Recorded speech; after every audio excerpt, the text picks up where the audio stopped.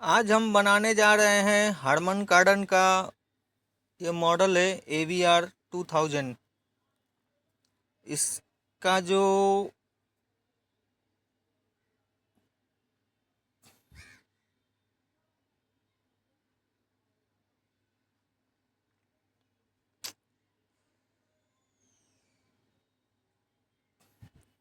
ये input selector board है और DSP बोर्ड है।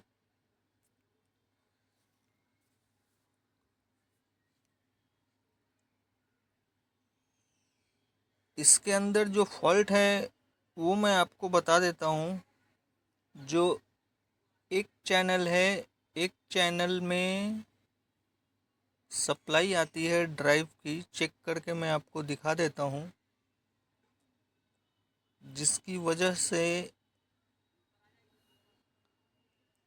ये जो है हमारे मित्र हैं, उन्होंने इसका पावर सप्लाई का कुछ काम किया था। ये पेस्ट डेड आया था, डेड को उन्होंने ऑन किया था। ये जो है इनपुट सेलेक्टर बोर्ड और इसके बगल में जो है वो DSP बोर्ड है।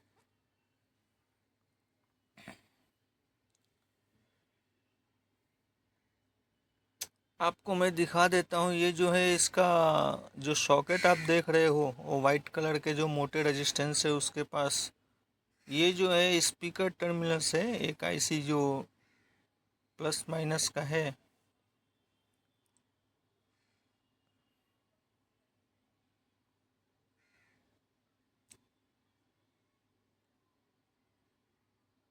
देख सकते हो आप, -0.066। और जो फॉल्टी है, फॉल्टी के अंदर ये देखो आप ज़्यादा आ रहा है। मैं दिखाता हूँ आपको।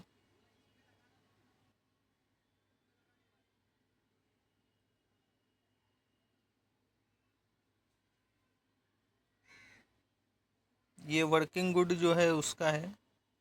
ये जो जिस चैनल में इशू है, जिसकी वजह से ये देख सकते हो आप, -0.400, 450, 455, ये इतना नहीं आना चाहिए। ये आना चाहिए इतना, ये जो है 0.05। ये एक चैनल में प्रॉब्लम होने की वजह से, नॉर्मली जो हम लोग एम्पलीफायर देखते हैं उसके अंदर सिस्टम ऐसा है कि जब तक आउटपुट का सेक्शन ऑल ओके नहीं होगा तो उसका स्पीकर रिले ऑन नहीं होता है। इसके अंदर स्पीकर रिले का इस्तेमाल नहीं किया है, इन्होंने म्यूटिंग इस्तेमाल किया है कि आउटपुट सेक्शन के किसी भी चैनल में कोई भी गड़बड़ रहेगी तो वो म्यूट रिलीज नहीं करेगा, म्यूट में ही रहेगा। उसको लाइक नो साउंड के जैसा रहेगा वो। तो अभी हम देखेंगे इसमें क्या है। ये लास्ट वाला जो है इसका,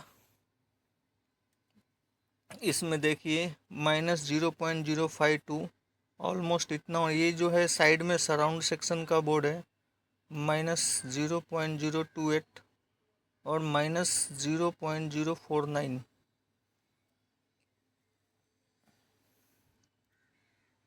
ये देखिए, ये जो फॉल्टी है चैनल, ये उसका है। जो बीच में जो दो पेयर्स लगे हुए हैं, जो लेफ्ट साइड वाला है वो सेंटर का है, फिर फ्रंट लेफ्ट और फ्रंट राइट है।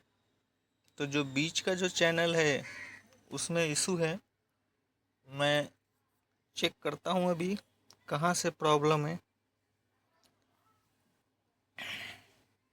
इसको हमने ऑन किया है, इसका जो प्रॉब्लम था सॉल्व कर दिया है। अभी हम देखते हैं वोल्टेजेस नॉर्मल हुए या नहीं। ये आप देख सकते हैं, ये जो वर्किंग गुड वाला था, और ये जो है जो फॉल्टी चैनल था, अभी आप देख सकते हो आगे है नॉर्मल पे -0.05। ये भी वर्किंग गुड वाला था, -0.05।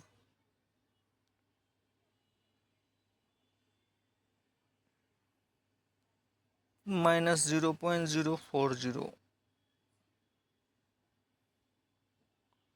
-0.034। अभी ये वर्किंग गुड है। अभी हमने इसमें क्या किया है, वो मैं आपको बता देता हूँ पहले। ये जो ओपेम आईसी का इस्तेमाल किया है इन्होंने, जो इसको थोड़ा सा ठीक से मैं दिखा देता हूँ, यहाँ से नहीं दिख पा रहा है।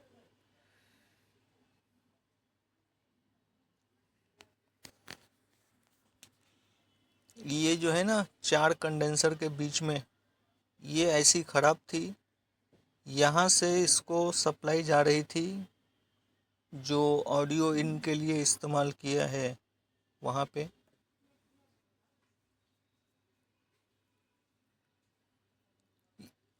ये है वो ख़राब आईसी, ये ख़राब थी, इसको हमने चेंज किया है। थोड़ा सा क्लियर करके दिखाता हूँ इसका नंबर वगैरह क्या है।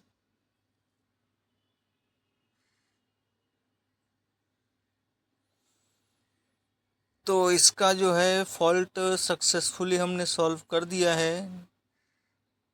इस फॉल्ट के होने की वजह से पूरा जो नो साउंड का फॉल्ट जैसा होता है वैसा था, किसी भी चैनल में कोई भी साउंड नहीं था, क्योंकि वो म्यूट में चले जाता है अगर आउटपुट सेक्शन ओके ना हो तो। डायग्राम के हिसाब से अगर समझना चाहे तो जो ये सेक्शन है ये आईसी में फॉल्टी था। जो ये है आपका फ्रंट राइट कनेक्टर नंबर है CP405, और ये लाइन कहाँ जाती है वो भी मैं आपको दिखा देता हूँ।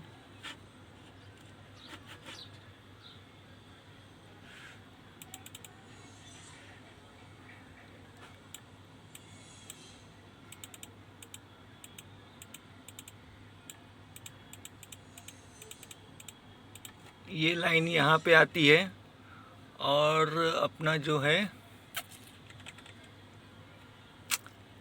फ्रंट लेफ्ट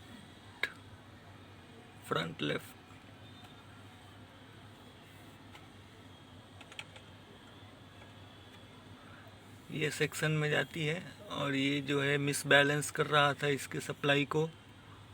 जब भी आप डायग्राम सर्च करें तो उस पर ध्यान दें, डायग्राम के ऊपर एक एक वोल्टेजेस का भी इसमें लिखा रहता है सब। जैसे कि यहाँ पे लिखा हुआ है +1.2 -1.2।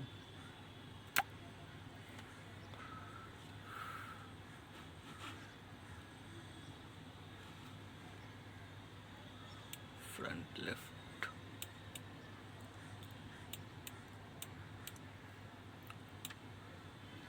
हाँ सॉरी फ्रंट राइट है, माफ़ी चाहता हूँ, फ्रंट राइट में इशू था।